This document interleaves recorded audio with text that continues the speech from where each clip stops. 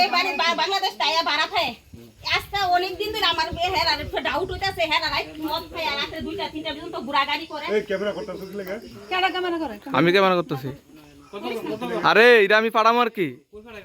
কে প্রেসারি হতে পাঠামো 3,55,000 টাকা 5 জোড়া কানের একটা আংটি একটা গলার চেন স্বর্ণের 2টা রূপার গলার 3-4 জোড়া হাতের পাড়া বাচ্চার